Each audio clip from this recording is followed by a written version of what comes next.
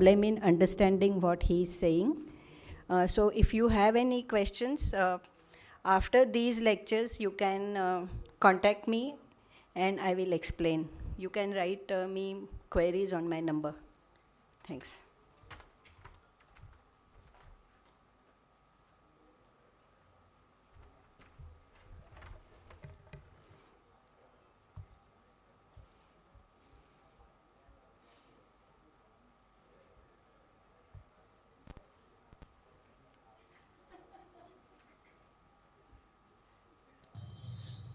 Hello, I'm Justin Bishop, pathologist at UT Southwestern Pathology in Dallas, Texas. Very nice to be able to speak to this very distinguished group about some issues that we deal with in thyroid gland surgical pathology. Regarding thyroid gland surgical pathology, this quote from the famous pathologist Juan Rosai I think is very fitting. He says, to the casual observer, the neoplastic pathology of thyroid gland appears relatively simple. There are only a handful of tumor types, most of which are defined by seemingly strict and easily followed criteria. Very true. I mean, on paper, thyroid gland surgical pathology should be very simple, very straightforward, like taking candy from a baby. That's an expression that we have in the US of something that is very, very easy.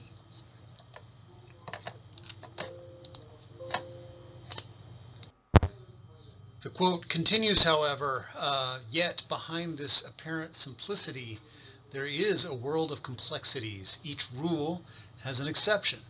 Each criterion is only of relative value, and each morphologic feature needs to be evaluated in the context of its entire picture. As a result, pitfalls abound, as any experienced pathologist knows too well. Very, very true. Anyone who's done thyroid gland surgical pathology knows that there are plentiful pitfalls. So it's not so much like taking candy from a baby, but rather like Mr. Burns trying to take candy from Maggie Simpson. You don't want to end up like he did. So that's the purpose of this talk, trying to avoid some of these pitfalls. So let's go over some of the more common tumors that we encounter in the thyroid gland. And you can't talk about thyroid gland tumors without talking about goiters, you know, the run-of-the-mill common goiters that we encounter most frequently in thyroid gland pathology. So we call this condition, I call it multinodular hyperplasia. The WHO changed it to follicular nodular disease for reasons that I don't really care about. I still call it multinodular hyperplasia, but whatever. Regardless, we know what this is. We know what it looks like grossly, sort of distorted thyroid glands with numerous unencapsulated nodules of various sizes and shapes, often cystic, often hemorrhagic. So this is a disease that can be almost diagnosed on gross exam alone. Under the microscope, you get very similar findings. Again, unencapsulated, numerous nodules, you know, of various sizes.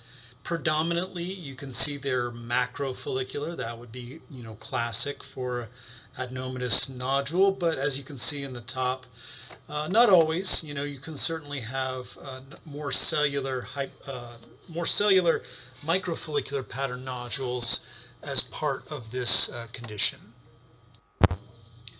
The main differential between a run-of-the-mill adenomatous nodule and a true adenoma, follicular adenoma, is you know, illustrated here. You know, adenomas tend to be solitary, one or maybe two in an entire gland versus multiple in adenomatous hyperplasia. An adenoma tends to be at least thinly encapsulated, or at least you know, well circumscribed, versus an adenomatous nodule, which is not so much. And then I like to see adenomas being kind of very uniform follicular size, looking very different than the background. versus an adenomatous nodule, which tends to have kind of variability, some macro, some micro, and looks similar to other nodules seen in the background. The differences between these two conditions are illustrated very nicely in these gross photographs showing the classic distinct encapsulated follicular adenoma on the left, and again the same image of adenomatous disease on the right. We're not live, so this is just sort of an audience question for you to ponder on your own. Why is it important to distinguish a follicular adenoma from an adenomatous nodule? Is it different prognosis, different treatment, syndromic associations, or is it not important at all? And of course, the answer is it's not important. So when my junior faculty or residents come to me and they're really stressed about whether or not to call an adenoma, a true adenoma or not, I tell them as long as you call it benign, I don't feel that strongly. It's not an important distinction. Here's a follicular adenoma under the microscope. You can see this one does have a thin capsule and is very well demarcated from the background gland. Looks very different than the background gland.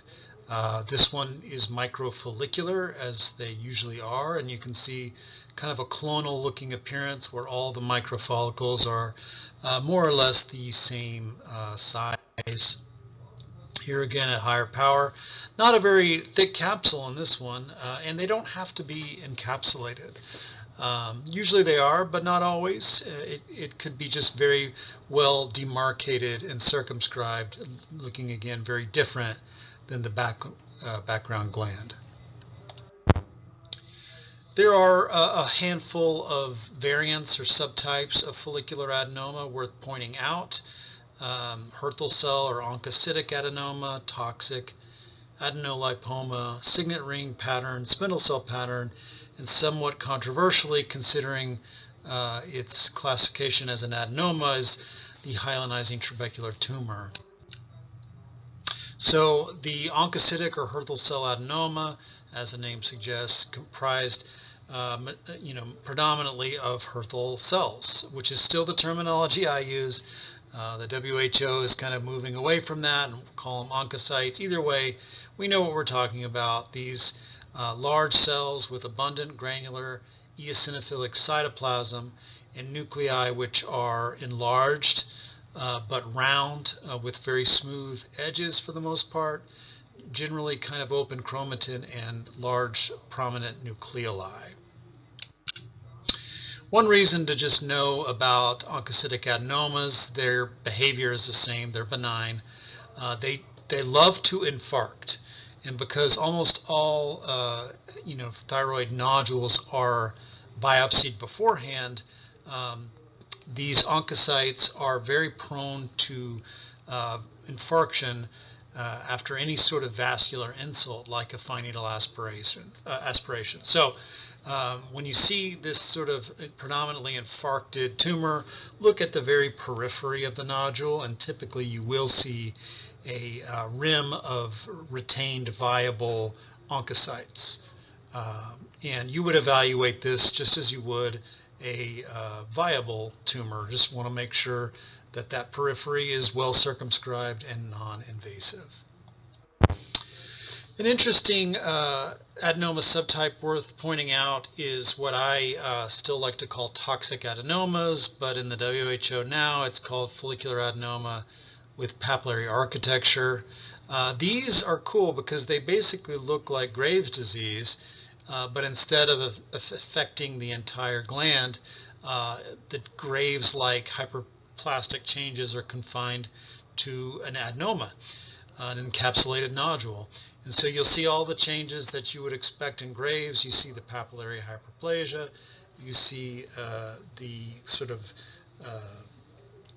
reactive looking changes in the colloid resorption, all changes that we kind of are familiar with, but in this case confined to a nodule. If you were going to call it this toxic adenoma, you would of course need a history of hyperthyroidism, which they usually do have. Yeah, again, benign, but an interesting clinical pathologic correlation. Very rarely you will see adenomas that have this interesting fatty stromal metaplasia, variably referred to as adenolipoma or lipoadenoma or thyroidlipoma. Either way, it's essentially just an adenoma, follicular adenoma with fatty stromal metaplasia. Of no real significance that I am aware of, other than the fact that very frequently these are sent in as they are worried that this sort of appearance gives the false impression of a tumor invading fat. You may not believe it, but I've seen multiple cases sent in for that very reason, where they say, I think it's benign, but why is this tumor invading fat? But once you sort of put it in the picture of, oh, this is actually part of the tumor, it's relatively easy to sort out. Another rare, unusual adenoma subtype that you may not, be familiar with, but is benign, but it just kind of looks weird, is this signet ring cell adenoma, where the cells have this appearance. They're not actually true signet rings in the sense that music-harmony is negative in these, and the vacuoles actually seem to be filled with thyroglobulin. So if you do a thyroglobulin stain, they're highly concentrated in these cleared out spaces. Again, no clinical significance. They just kind of look weird.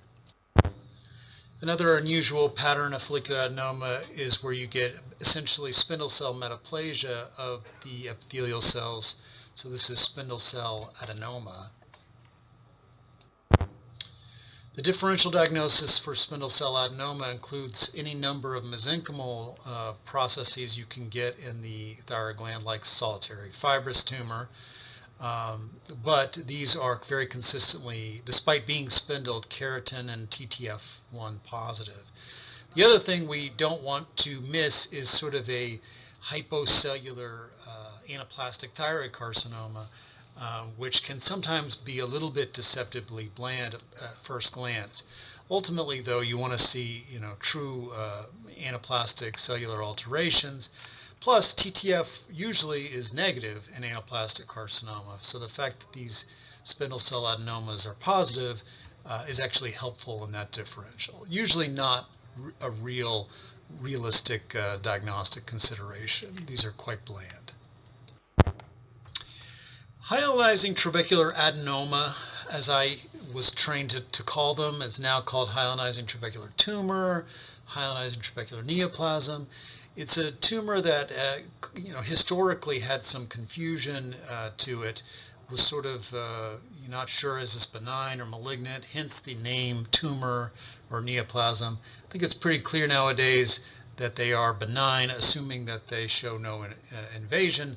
They are benign. They also have been shown to have a very consistent GLIS3 gene rearrangements, which is the defining molecular feature.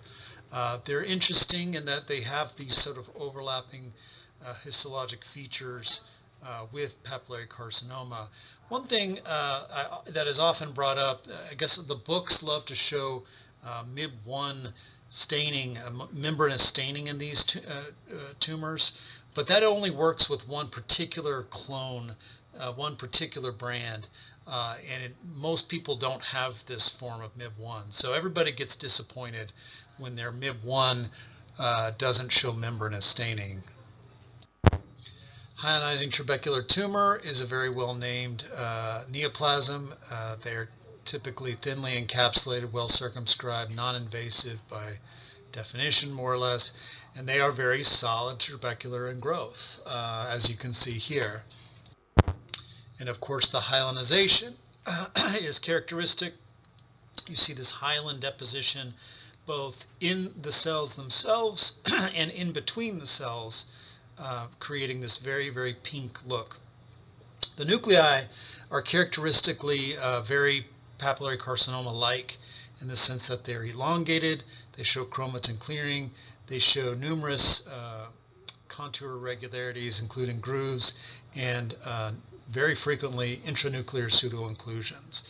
So that is just part of the picture when it comes to hyalinizing trabecular tumor. Okay, moving on now to the differentiated thyroid carcinomas. And the two types here are papillary and follicular carcinoma. Here's a table showing the kind of main differences in between the two main types of differentiated thyroid carcinoma. Of course, papillary carcinoma much more common and associated with radiation exposure. We know BRAF, RET fusions are the classic alterations in papillary carcinoma. They occur in slightly younger people. They tend to be multifocal and very frequently spread via lymphatics to regional lymph nodes, different than follicular carcinoma, of course, which tends to be unifocal and likes to get into bones and lungs via hematogenous spread. Let's talk about papillary carcinoma first. Grossly has this very characteristic appearance, as you can see on the left, often multifocal with a very sclerotic tan white appearance, often even kind of calcifying or even forming bone within the tumors. As you can see on the right, cystic change is very common. You can even see lining the cyst, these kind of papillations. So all this very characteristic of papillary carcinoma at the gross level. Histologically, papillary carcinoma is defined by both its cellular and architectural features. Let's first talk about the cellular features. Here is a nice example of the classic nuclear features of papillary carcinoma, and this is what we refer to when we talk about papillary-like nuclear atypia. We talk about nuclei that are enlarged and elongated in particular, typically crowded, showing overlapping, overlapping, and nuclear contour irregularities, along with chromatin clearing. And the contour irregularities can be the form of these kind of pointy-edged nuclei with notches, or more classically, coffee bean nuclei with elongated longitudinal grooves, and most famously when you have intranuclear pseudoinclusions. All these comprise the nuclear features of papillary carcinoma. Just another quick break for an audience self-assessment. Which nuclear feature of papillary carcinoma is the most specific? Is it grooves, intranuclear pseudoinclusions, chromatin clearing, or indistinct nucleoli? All of these are features of PTC nuclei, but the most specific generally is regarded as intranuclear pseudoinclusions. Of course, none of these are entirely specific. So when we're talking about papillary-like nuclear atypia, there are a number of pitfalls of forms of atypia or nuclear changes that can be mistaken for those of papillary carcinoma. So let's talk about some of them. Reactive atypia can overlap tremendously when with a papillary type nuclear atypia. You can see here we have a lot of atypia in these nuclei. They're large, they're pale with a lot of chromatin clearing, and you can see right in the middle of the frame we have a beautiful intranuclear pseudoinclusion. So how do we distinguish reactive atypia from papillary type nuclear atypia? Well, it's all about context, right? So in this case, we zoom out and we see we're right in the middle of a very inflamed gland. Hashimoto thyroiditis can induce pretty tremendous nuclear atypia, but we see no mass here. We can see all of it kind of looks the same, and so we can easily dismiss it as reactive. Here again, on high power, we see enlarged nuclei that are very clear, and in the context of a tumor, could very well be papillary type nuclear atypia. But once again, we back off, we go to low power, and we see, oh, we're just in the middle of a calcified, scarred area of multinodular hyperplasia. So when it comes to reactive atypia, it's all about context. That's illustrated here nicely. Context is important in all of life, and that's very true in thyroid gland pathology. Changes that we would be very concerned about in one context are completely okay in the setting of certain reactive conditions. Also, oncocytes or Hürthle cells are by their very nature, somewhat atypical. So you can see just normally oncocytes are enlarged, have somewhat cleared out chromatin, and can have nuclear contour irregularities, including intranuclear pseudo-inclusions on occasion. Now, on the whole, they tend to be very smooth nuclei, but anywhere focally you can see some of these changes. And so we have sort of a higher threshold for diagnosing anything as papillary carcinoma when it comes to an oncocytic proliferation, because we know those cells just inherently have more atypia. We already talked about how hyalinizing trabecular tumor can have nearly identical changes to papillary carcinoma, but again, it's in the context of a non-invasive tumor showing this tremendous hyalinization as well as solid trabecular growth, as we can see here. As long as it's in this context, we accept this nuclear alterations as part of the picture. Here's one that isn't often talked about, but I find sometimes to be difficult, is the concept of nuclear vacuoles or bubbles. Again, you don't see this in the books very often, but you can see these very much overlap with intranuclear pseudo-inclusions. So you have a tumor with a lot of these nuclear vacuoles. You can start wondering, is this some sort of form of PTC? So how do we distinguish nuclear vacuoles from intranuclear pseudo-inclusions? Well, it's helpful to have them side by side here. And you can see the difference. First of all, you can see a true intranuclear pseudo-inclusion has a nice little rim around it, a rim of nuclear membrane, and the color and quality of the inclusion is the same as the cytoplasm. And that's because an intranuclear pseudo-inclusion is made out of cytoplasm, protruding through the nucleus. The other thing about them is there's too many nuclear vacuoles. Every single one of these nuclei has it, whereas intranuclear pseudo-inclusions, even in the most overt case, is not going to be in every single nucleus. So they are distinguishable. Okay, now let's turn our attention to the architectural features of papillary carcinoma. And the first is the namesake. Papillary carcinoma is characterized for the most part by papillary architecture. And it's not just papillary architecture. There's a particular type of papilla. These tend to be long, they're complex, showing tertiary and secondary and tertiary branching. They are haphazardly arranged, and let's not forget they're lined by nuclei showing that PTC-like atypia we talked about. The other key architectural feature that goes right along with papillary architecture is psammoma bodies. These are often most easily seen and identified at low power because they tend to tear the tissue when they're cut, as you can see here. So psammoma bodies represent basically the tips of dead papilla. And so in a way they represent the tombstone of papillary carcinoma.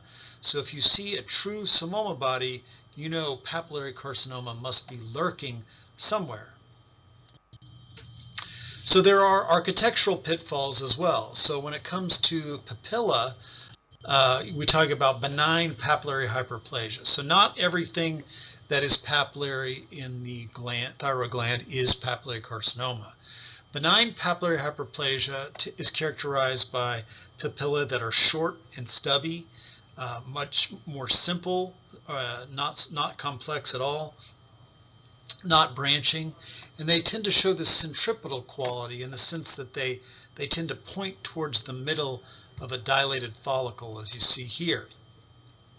And then, of course, they're lined by nuclei that are basally oriented and really not showing any of the atypia that we expect to see in a true papillary carcinoma. You can compare and contrast here, much more complex, haphazard, and also lined by atypical nuclei. Also, context, once again, very important. We know to expect benign papillary hyperplasia in certain conditions, famously Graves' disease. We know that. We saw it in the toxic adenoma before too. and then also in Hürthle cell or oncocytic proliferations commonly have benign papillary hyperplasia. All right, next the pitfall for the Simoa body is the pseudo-Simoa body, or intrafollicular lamellated concretion.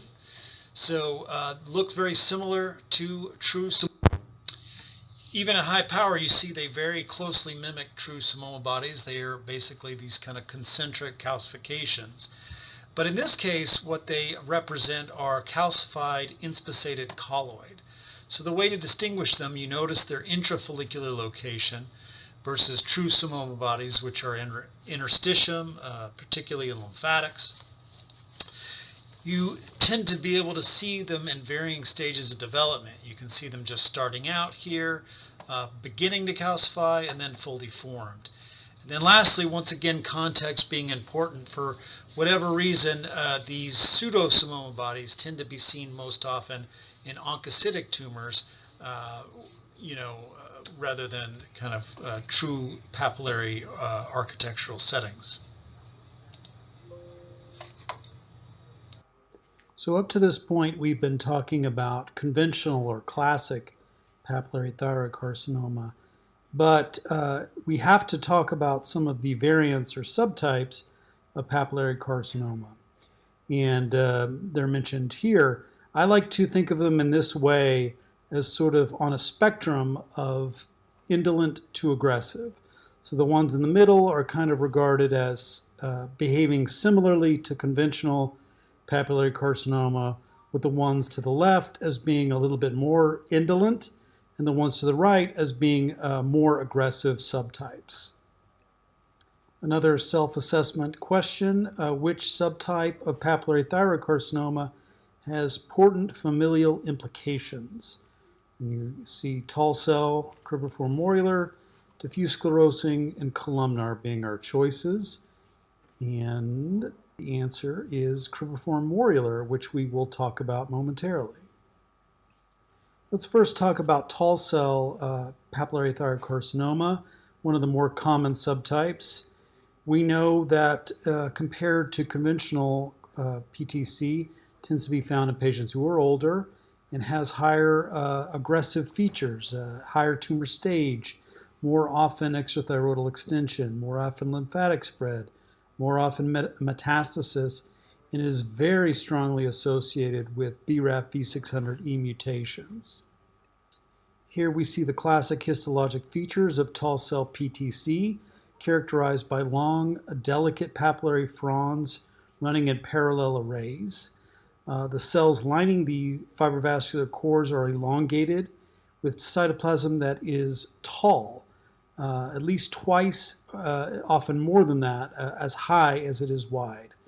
Not only are the cells tall, they have very eosinophilic cytoplasm and nuclei that are kind of uniformly aligned. So kind of counterintuitive, they're not all jumbled up. They're kind of all in a row at the base of these cells. The nuclear atypia in tall cell PTC is typically striking, very marked with several longitudinal nuclear grooves and very easily identifiable intranuclear pseudoinclusions. Often more than one inclusion can be found in one nucleus. How much tall cell histology do we need to see to regard something as tall cell variant? This is often a moving target, but currently 30% tall cell histology to meet criteria. Anything less than that, and you can call it conventional with tall cell features. The next subtype to talk about is columnar PTC, kind of thought of as a close cousin of tall cell PTC, similarly aggressive with high propensity for metastasis, high mortality rate, and often contains a poorly differentiated component. This is what columnar cell looks like. You can see the cells are still tall, like tall cell PTC, but in contrast to tall cell, where the cells look pink, the cells here in columnar variant look very blue. And that's because the orientation of the nuclei is different. They're not all at the base of the cell as they are on tall cell, but rather pseudostratified, hyperchromatic, elongated, cigar-shaped nuclei in a stratification pattern that is very reminiscent of colon cancer or adenomas. In fact, in the differential, it is often metastatic colon cancer. Here's an example similar with some necrosis, also reminiscent of colon cancer, but also indicative of a high-grade component, which is very common in columnar cell PTC. Classically, they describe these subnuclear vacuoles in columnar cell variants. Sometimes you see that, not always, kind of endometrioid here in its appearance. Interestingly, because columnar cell is often in the differential with metastatic colon cancer, often CDX2 is performed, and you discover that columnar PTC is often positive for CDX2, and that's okay. Fortunately, it's also positive for TTF and PAX8 like you would expect, so just kind of an interesting curiosity. The next subtype to talk about is diffuse sclerosing PTC. It's very rare, but kind of becoming more increasingly recognized. Typically seen in children and young adults, almost always in females. It has an association with genetics in that this pattern is very highly associated with tyrosine kinase fusions like RET or TREC fusions or ALK fusions. This morphology tends to be seen with this genetic makeup, not so much the BRAF mutants. So diffuse sclerosing is extremely infiltrative into lymphatics. As a result, you tend to have very, very high rates of lymph node metastasis, as well as distant metastases. So that's why it's regarded traditionally as an aggressive variant of PTC. Paradoxically, though, some large series seem to indicate that they have a more favorable outcome.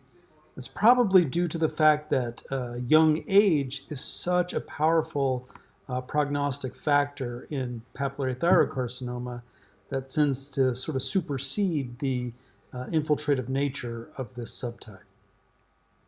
So diffuse sclerosing PTC is a well-named tumor also. It's diffuse in the sense that it diffusely involves usually the whole lobe, if not the entire gland. So there's often not a grossly evident mass with diffuse sclerosing PTC. Also, you get bands of fibrosis, that's the sclerosing part. A lymphocytic infiltrate, as you can see here at low power. Extensive lymphatic invasion. I mean, virtually every lymphatic space has cancer in it.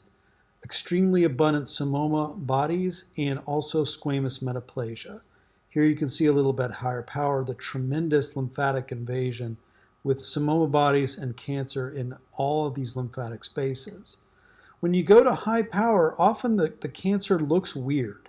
It doesn't look like you expect, to the point where you're sort of wondering, is this even PTC at all?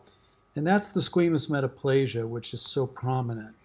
Can make the cancer look a little bit strange, not like a conventional PTC. So all these features together define diffuse sclerosing PTC.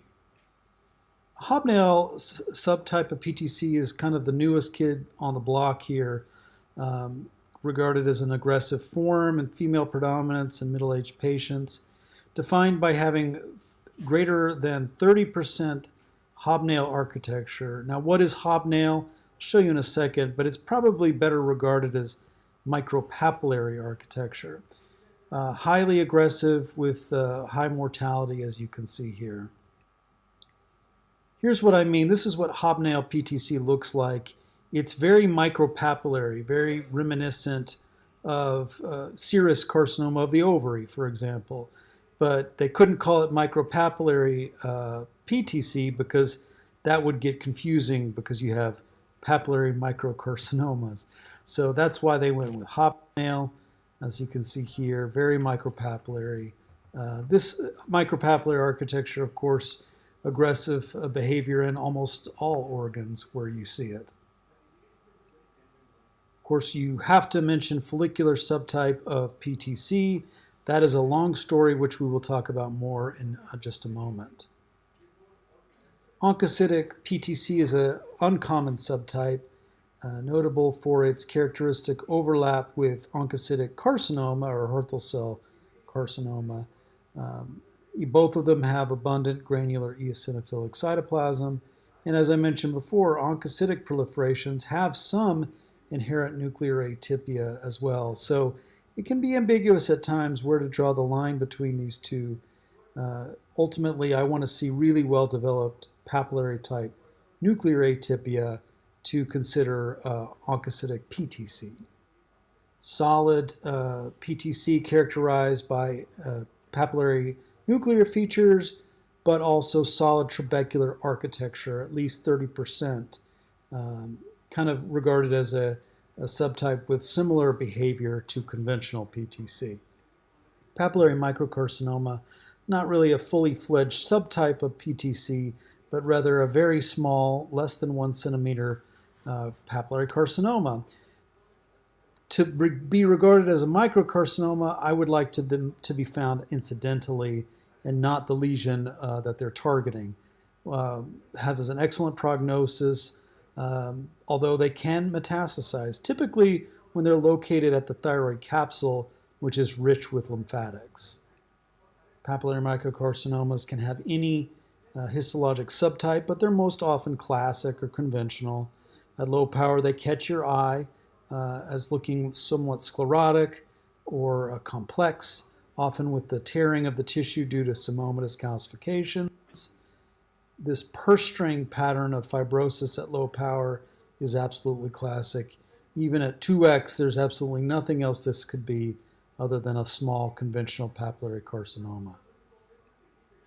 For decades, cribriform moiler was regarded as a variant of papillary thyroid carcinoma until very recently the WHO felt that this needed a change, so now it's just simply cribriform moiler thyroid carcinoma.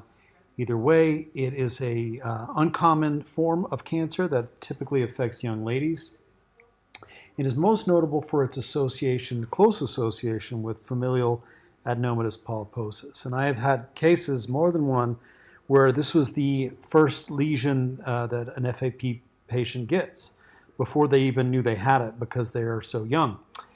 So when you recognize and diagnose this form of cancer, it should prompt an investigation of the possibility of FAP. It is easy to miss and is often confused with other forms of papillary carcinoma, particularly columnar. So cribriform moiler thyroid carcinoma is an unusual looking tumor that is not particularly well named. The cribriform architecture, as you can see here, is more like fused papilla and follicles, not exactly true cribriform structures. One thing you'll notice at low power is the lack of colloid, which is very unusual in various forms of thyroid cancer. So your brain kind of notices that something's wrong, but with all this white space, there's little, if any, colloid.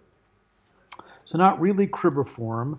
Morules are sometimes seen, but not always, and often subtle, as you can see in the middle of the field here. So don't be expecting necessarily to be tipped off by morules. It's nice if you have them like this, beautiful example, but they are not always present. The tumor cells themselves tend to be elongated, hyperchromatic, somewhat stratified like columnar variant, hence the confusion with that particular form. If you think of it, you can confirm the diagnosis with immunostains. This tumor is very strongly positive for ER and PR, and most importantly, shows nuclear beta-catenin expression, which is confirmatory. So if you have any hint of possible cribriform moiler carcinoma, it's very easy to just do a beta-catenin and go ahead and confirm it or rule it out. Orphan tumor-like variant is one that I don't really necessarily believe in. It's supposed to be a somewhat indolent form of thyroid cancer. It's not a diagnosis I've made very often because to me it looks a lot like tall cell carcinoma, and I'm not really sure there's a great way to distinguish. This one is one of the rare cases I have called having this kind of double layer of oncocytic looking tall papillary carcinoma epithelium with very prominent lymphoid stroma. So I guess if you think that a tumor closely resembles Warthin tumor, maybe you can consider it, but it's not a very commonly diagnosed variant. Okay, so I teased this before. It is now time to get into the follicular variant of PTC and NIFT-P concept. So we have to go back a little bit in history to a time when papillary thyroid carcinoma originally was purely an architecturally based diagnosis. But over time, over decades, it began being recognized that they have characteristic nuclear features that we talked about. And eventually the nuclear features became the overriding diagnostic feature, sort of trumping architecture or even the presence of invasion. So there was a time in the late 90s where the follicular variant of papillary carcinoma became the most common form of papillary carcinoma due to this sort of diagnostic creep and lower thresholds for diagnosing this particular tumor. So while originally it was just PTC, then it was classic or conventional PTC and follicular variant of PTC. And that was kind of the main distinction. And really, we didn't worry so much about defining it even more. Eventually, though, over time, it became recognized that not all follicular variant of PTC was the same. People noticed that there were two main types of follicular variant of PTC. One would be the infiltrative follicular variant, in which it is overtly invasive tumor that basically at low power looks exactly like conventional PTC. It's just that you don't really see good papillary structures at high power, purely follicular in growth, and therefore, infiltrative follicular variant. And then there were the encapsulated follicular variants that had a capsule and not overtly infiltrative like those other tumors. And then people sort of recognized you could subdivide those even further into encapsulated with invasion, as you can see here, the nice capsule, but then a focus of invasion into the capsule, with PTC-like nuclear features, and those cases that had a capsule but did not invade. So here we have encapsulated follicular pattern tumor without invasion. And so that is kind of where the classification stood for a long time. It became recognized, too, that there were very distinct molecular differences as well, with the follicular variants of PTC that were encapsulated having a very similar genetic profile to follicular adenomas and follicular carcinomas, whereas the infiltrative follicular variants tended to have a much more classic PTC-like genetic profile. So this is where things stood in, around the early to mid 2000s. But people started noticing cracks in this framework. Some of the problems that were recognized were there's real subjectivity when it comes down to tumors that are non-invasive, and the diagnosis of malignancy is purely based on nuclear features. So, for some people, this might be sufficient atypia for a malignant diagnosis.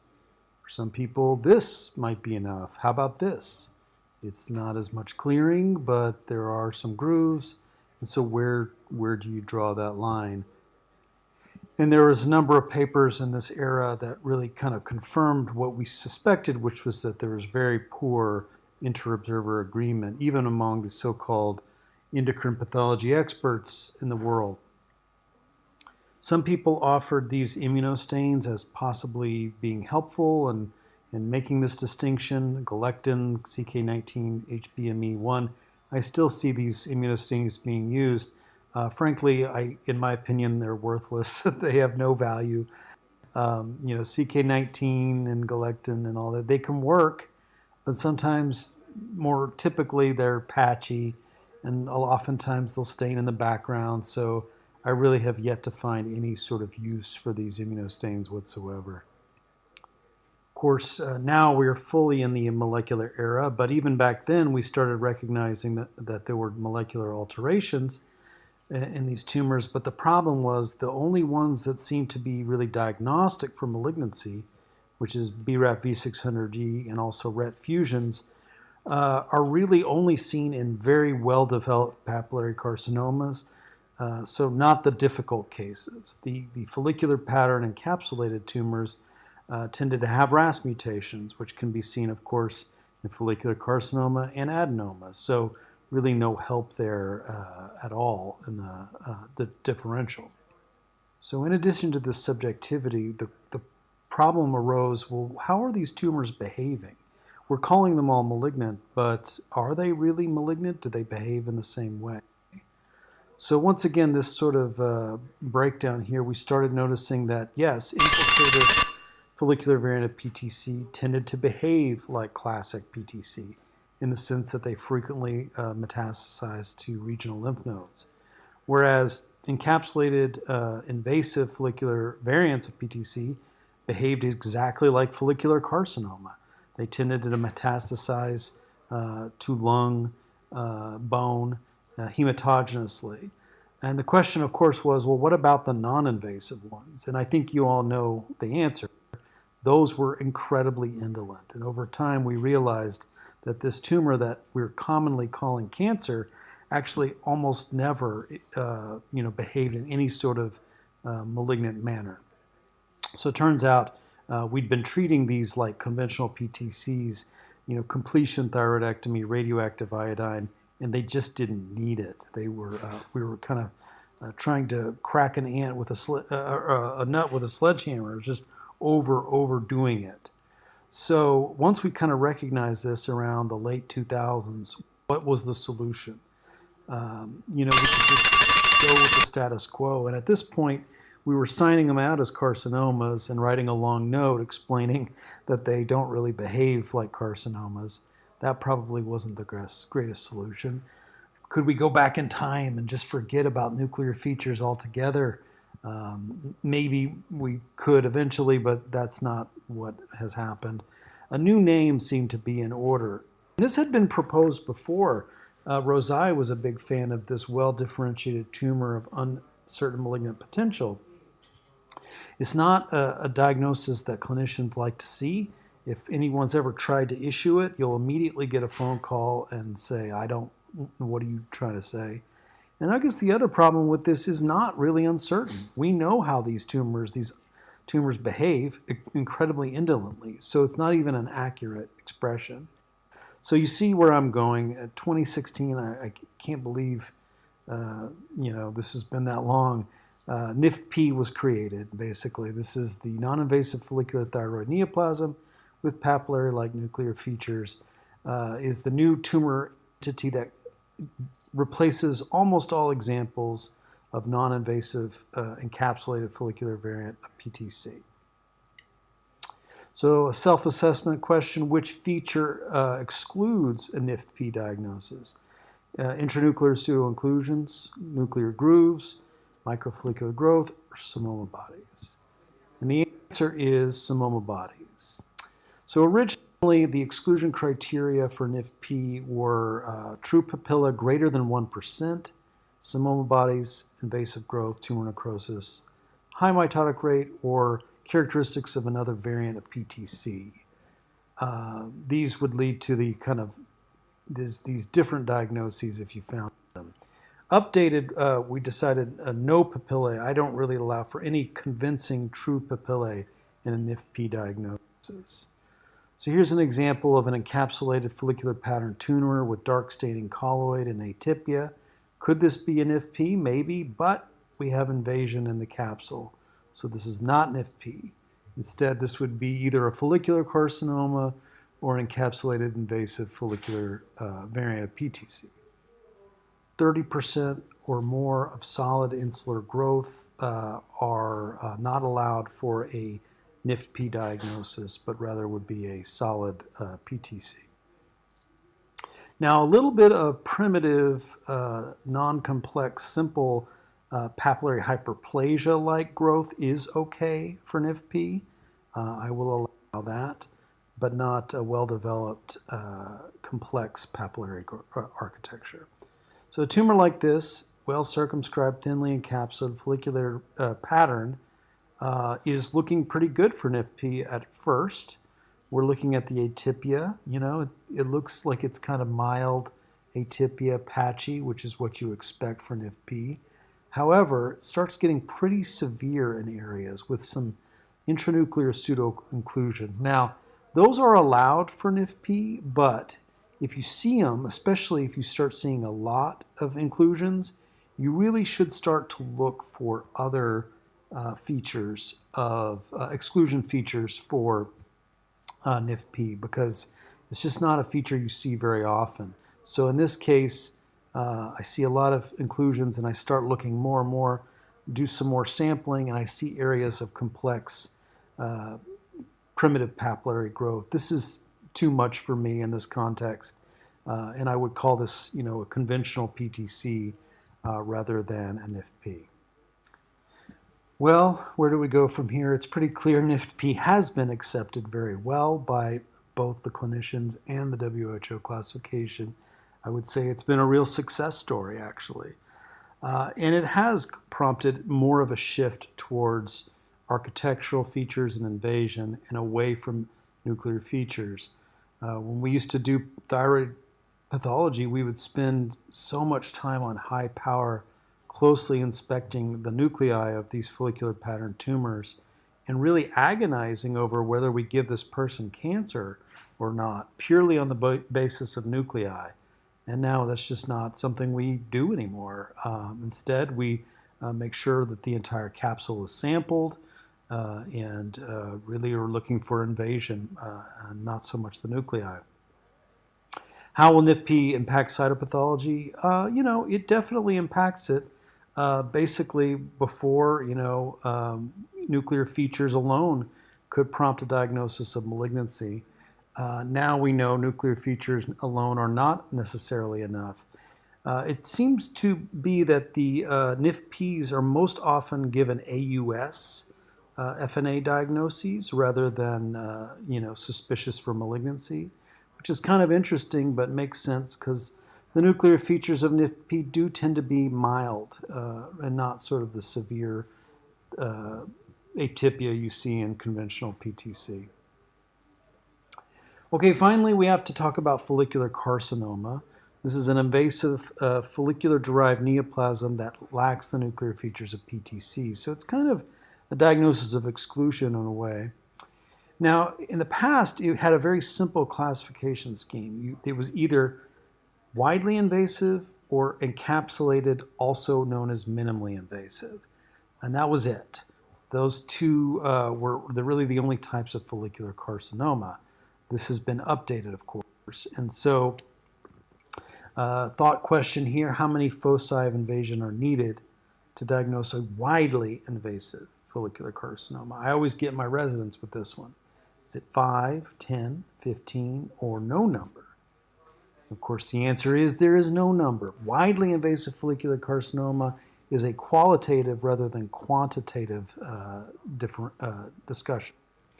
So widely invasive follicular carcinomas are not encapsulated. They show widespread invasion and invasion to the parenchyma with frequent extrathyroidal extension, angioinvasion, etc.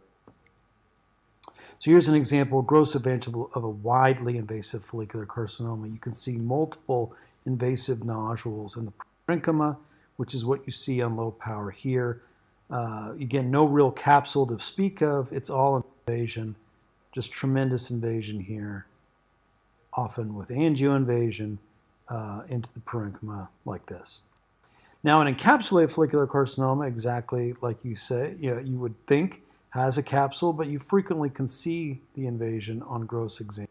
Now, capsular invasion in theory sounds very simple, in concept, but in reality, in practice, it isn't. We need to have very strict criteria to diagnose it. It needs to be contiguous, full thickness penetration of the tumor capsule. So here are two examples of nice capsular invasion meeting those criteria. Often this invasion takes the form of a mushroom-like growth or a fish hook like this. Here's an example that at first glance looks like capsular invasion, but instead I think it's actually a form of entrapment. So if you go to lower power here, you see that the capsule actually is all the way out here. And what you have are bands of intranodular fibrosis simulating the capsule. Okay, so what you need to do is go to the very outer contour of this capsule, and as long as it's smooth and there's no tumor beyond it, we can dismiss all of the stuff going on within the nodule itself. Here's an example which at first glance looks like tumor, capsule, and then tumor beyond it. Looks sort of suspicious for invasion. But in fact, what we don't have is contiguous penetration. So what we have here is a satellite nodule. It's not uncommon to see nodules right outside or next to an encapsulated nodule. But it needs to be contiguous. And in this case, it actually looks a little bit different too, which is helpful. They clonally look different. If you need to, you can always kind of cut this down and get deeper levels to see if it becomes contiguous. But so far, it doesn't meet criteria. Here's an example which is very worrisome for capsular invasion, even with the mushroom-like growth pattern. But we have in continuity is this linear tract of scarring, hemosiderin, and granulation tissue. So this is where the needle went in and then pulled it out, simulating capsular invasion. This is WAFT, or worrisome histologic alterations following FNA of the thyroid, or needle tract alterations. Another form of needle tract change is this kind of endothelial proliferation, which looks like tumor, but in fact, the CD31 positive endothelial cells. Now, vascular invasion, again, we need to have strict criteria. The vessel in question needs to be within or immediately outside the capsule, and the tumor needs to be attached to the wall with protrusion into the lumen. If you have fibrin, that's nice, but it's not obligatory. So here's examples of angioinvasion. We have meeting all criteria. Again, fibrin, it's nice if you have it, but in my opinion, is not obligatory. And if you're expecting to see it, you're going to miss a lot of cases of angioinvasion. Here's an example which seemingly at first glance might meet criteria. We have tumor within a vessel, even maybe some fibrin, but what we don't have, it's not attached to the wall. It's free floating, and free floating tumor and vessel is not, does not meet criteria. Here again, at first glance, looks like it's a vessel with tumor, looks like it could be angioinvasion, but if you back off, you see that actually we're not even in the capsule, we're more in the tumor itself, and it's kind of bulging up against it anyway, so it doesn't meet criteria for angioinvasion. I have a very low threshold for cutting deepers in follicular carcinoma cases, or rule out folliculars. So here's an example of fish hooking capsular invasion. Is it angioinvasion? I don't know. Let's do deepers, and sure enough, it develops very nicely into full-fledged angioinvasion. So it's always easy to just get 5 deepers and reevaluate. So I alluded to the updated follicular carcinoma classification. We've discovered that tumors that have only capsular invasion are incredibly indolent, and those with angioinvasion, the prognosis depends on how many foci of angioinvasion. So now, minimally invasive means capsular invasion only, whereas encapsulated angioinvasive is subdivided further into less than 4, still a good prognosis, and greater or equal to 4 foci, which is worse. And then, of course, widely invasive still exists, like we talked about. It's rare, but that's the one that has no capsule at all. Those cases with minimal invasion or limited angioinvasion are now often treated with lobectomy only. Now, in contrast to PTC, there's not that many variants of follicular carcinoma. One of them would be oncocytic or Hürthle cell carcinoma. Basically, it's the oncocytic form of follicular carcinoma. With the only sort of clinical significance is they're often resistant to radioactive iodine. And then the last one I wanted to mention was the macrofollicular variant. It's rare, but it's worth mentioning for two reasons. One, it's very easy, given how macrofollicular it is, to dismiss it and not look closely because it looks like a adenomatous nodule. But if you look closely in the capsule, you have a foci of capsular or angioinvasion. The other thing is they have often this kind of simple papillary hyperplasia and this kind of mild nuclear atypia. That should clue you into this variant, which is closely associated with Dicer1 mutations and the Dicer1 syndrome. So another reason to kind of want to recognize macrofollicular variant of follicular carcinoma, even though it is rare. All right.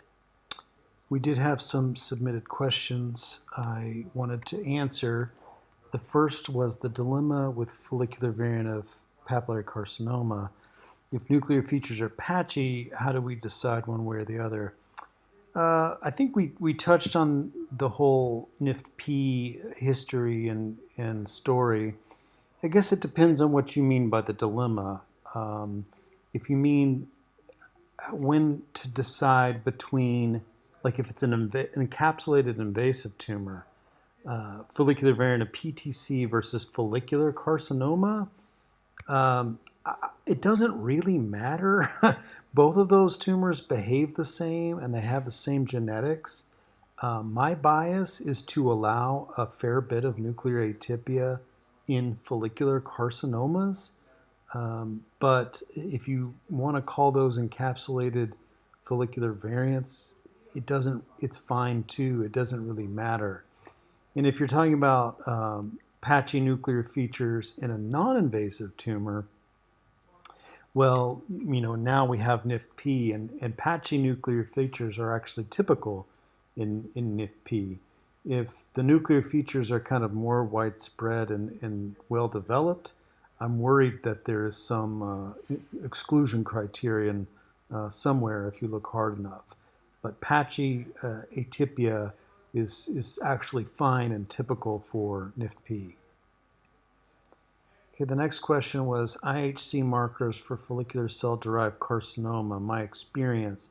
Well, again, it kind of depends on the markers you're talking about. Of course, TTF1 and PAX8 and thyroglobulin are very reliable if we're trying to establish that something is thyroid follicular epithelial derived.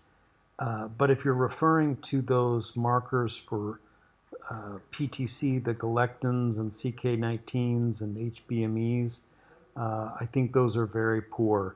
The only markers that I find somewhat helpful in certain circumstances are the molecular IHC markers. So there's the BRAF V600E immunostain, and there is now a RAS Q61R immunostain for HRAS, KRAS, and NRAS. There are certain circumstances where I find those to be helpful. So if you have an encapsulated tumor, follicular pattern, but a ton of atypia and a ton of inclusions, it's not a bad idea to just kind of go do a BRAF V600E just to make sure that's negative, because if that's positive, it's definitely not NIFT-P. That's one circumstance. Sometimes I will do it to try to analyze, for example, the satellite nodule phenomenon. Let's say you're worried that it could be an invasion versus satellite. Doing a RAS Q61R in that setting could be helpful. So if you find that they're both positive, that very strongly suggests that it is invasion. Whereas if one's positive and the other's negative, they're probably not related. So there's certain circumstances where those genetic surrogates can be helpful, but the galectins and stuff I just think are very, very bad. So the next one had to do with staging, and it's actually something I hadn't spent a lot of time thinking about, but I think is an interesting point. Basically, why do we call minimally invasive carcinomas? Why do we stage them based on the entire tumor size? Why do in other settings, if it's something that has microinvasion, we just stage it based on the size of the invasive focus. Whereas you have a 5 centimeter encapsulated follicular pattern tumor with one focus of capsular invasion, well, you got to stage it by the 5 centimeters, which it does seem kind of silly. And I agree. Whoever asked this question, I kind of agree with you. Nevertheless, I mean, we're kind of beholden to these staging schemes. And I am not on the staging committees for thyroid cancer, so I can't help you, but I think it's a very good point. So when they have the open forum for these to get feedback, I think we should be bringing that up because I think that is overstaging in the circumstance that you describe. Let's see, but some thyroid surgeons do a hemithyroidectomy and a completion if it's T3. Yeah, I think that might be overkill, because even if a carcinoma is large, if it only shows capsular invasion, I think a completion thyroidectomy is not needed, no matter how big the tumor was. But yeah, your point is hard to call something like that a T3, and I think that's a really good point. These last two are kind of similar. Basically, approach if you don't have molecular on the FNA and you have a Bethesda, 3 or 4, I think a lobectomy is very much appropriate. Similarly, I think a lobectomy for minimally invasive, encapsulated carcinoma is absolutely the right treatment. I think that's kind of the trend, and I think it's a good one. As I kind of alluded to in the past, we used to treat all thyroid cancers the same way, which was definitely overkill for these minimally invasive cancers. They just don't need total thyroidectomy and radioactive iodine for sure. So yeah, I'm a big advocate for conservative surgical therapy on these indolent, minimally invasive carcinomas. Thank you very much for your attention.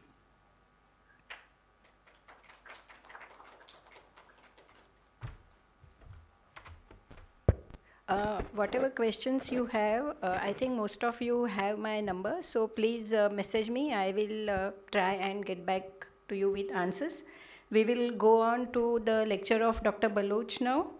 He also doesn't need any introduction. So Dr. Dhubair Baloch is a professor of pathology and laboratory medicine at Prelam School of Medicine